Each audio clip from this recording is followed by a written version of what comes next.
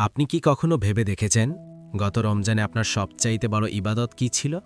সিয়াম, কিয়াম নাকি স্ক্রোলিং? সেহরি খেয়ে জায়নামাজে বসার কথা ছিল, কিন্তু আপনি চেক করছেন কার ফেসবুক স্টোরিতে কি আসলো। ইফতারের আগে দোয়ার সময় ছিল, কিন্তু আপনি ব্যস্ত রিলস স্লাইড করতে। আমরা কি রমজান পালন করছি, নাকি শুধু ডিজিটাল দুনিয়ায় হারিয়ে যাচ্ছি? আজ সময় এসেছে এই নেশা ভেঙে বের হওয়ার, মোবাইল থেকে মসজিদে ফেরার। বন্ধুরা, আমরা একটা অদ্ভুত সময়ের মধ্য দিয়ে যাচ্ছি। আমাদের হাত থেকে ফোনটা কেড়ে নিলে মনে হয় দম বন্ধ হয়ে আসছে। এটা কি বিজ্ঞানের ভাষায় বলা হয় ডোপামিন অ্যাডিকশন। প্রতিটা নোটিফিকেশন, প্রতিটা লাইক আমাদের মস্তিষ্কে একটা সাময়িক আনন্দের হরমোন নিঃসরণ করে। আর এই সস্তা আনন্দের খোঁজে আমরা হারিয়ে ফেলছি আমাদের জীবনের সবচাইতে মূল্যবান মাস, রমজান। কুরআনের তেলাওয়াত এখন আমাদের কাছে বোরিং লাগে, কারণ আমাদের মস্তিষ্ক অভ্যস্ত হয়ে গেছে 15 সেকেন্ডের চটকদার ভিডিওতে। আমরা মসজিদে গিয়েও পকেটে ফোন কাপার অপেক্ষা করি। আমরা কি আসলে আল্লাহর সামনে দাঁড়াই, নাকি কেবল শরীরটা নিয়ে দাঁড়িয়ে থাকি? ইসলাম আমাদের শিখিয়েছে নফস বা কুপ্রবৃত্তিকে নিয়ন্ত্রণ করতে, আর বর্তমান যুগে নফসের সবচাইতে বড় হাতিয়ার হলো এই স্মার্টফোন। ডোপামিন ডিটক্স মানে শুধু ফোন বন্ধ রাখা নয়, বরং আপনার মস্তিষ্ককে পুনরায় শান্ত করা, যাতে আপনি আল্লাহর ইবাদতে স্বাদ খুঁজে পান। রাসূলুল্লাহ সাল্লাল্লাহু আলাইহি ওয়াসাল্লাম বলেছেন, সেই ব্যক্তি প্রকৃত বীর নয় যে কুস্তিতে অন্যকে হারিয়ে দেয়, বরং সেই প্রকৃত বীর যে রাগের সময় নিজেকে নিয়ন্ত্রণ করতে পারে। আজ আমি বলবো, সেই তরুণী প্রকৃত বীর যে নোটিফিকেশনের আওয়াজ শুনেও ফোনের দিকে হাত বাড়ায় না, বরং আল্লাহর জিকিরেই মগ্ন থাকে। রমজান হলো আত্মার ডিটক্স। শরীরকে যেমন খাবার থেকে বিরত রেখে পরিশুদ্ধ করি, মনকেও তেমনি অনর্থক বিনোদন থেকে বিরত রেখে আল্লাহর দিকে ফেরাতে হবে। ছোট্ট একটা গল্প বলি। এক যুবক গত রমজানে খুব হতাশ ছিল।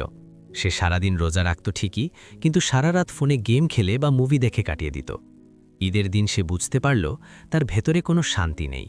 তার মনে হলো সে যেন একটা খালি বক্স নিয়ে ঈদের নামাজে দাঁড়িয়েছে। পরের রমজানে সে একটা কঠিন সিদ্ধান্ত নিল। সে তার ফোন থেকে সব সোশ্যাল মিডিয়া অ্যাপ ডিলিট করে দিল। প্রথম 3 দিন তার খুব ছটফটানি হলো, কিন্তু চতুর্থ দিন থেকে সে এক অদ্ভুত শান্তি অনুভব করতে শুরু করল। সে অনুভব করল কুরআনের প্রতিটি আয়াত যেন তার সাথে কথা বলছে। সে প্রথমবার অনুভব করল সিজদায় গিয়ে চোখ দিয়ে কেন পানি আসে। সেই যুবকটি আর কেউ নয়, হয়তো আপনি বা আমি। তাহলে এই রমজানে আমাদের ডোপামিন ডিটক্স প্ল্যান কি হবে? চলুন ধাপে ধাপে দেখি। 1. App clean up. রমজান শুরুর আগেই ফোনের সব অপ্রয়োজনীয় বিনোদনমূলক অ্যাপ আনইনস্টল করুন। ফেসবুক বা ইনস্টাগ্রাম না থাকলে আপনি মারা যাবেন না, বিশ্বাস করুন। 2. Notification off. খুব জরুরি কল ছাড়া সব নোটিফিকেশন মিউট করে রাখুন। ফোনকে আপনার মালিক হতে দেবেন না। 3. Mobile free zone. সেহরি থেকে সূর্যোদয় এবং ইফতারের 1 ঘন্টা আগে ফোন স্পর্শও করবেন না। এই সময়গুলো শুধু আল্লাহর জন্য। 4. বিকল্প তৈরি করুন। যখনই ফোনের কথা মনে পড়বে, হাতে একটা তসবিহ নিন বা কুরআন খুলুন। ডোপামিনকে রিপ্লেস করুন রুহানি প্রশান্তি দিয়ে। 5. মসজিদে সময় কাটানো।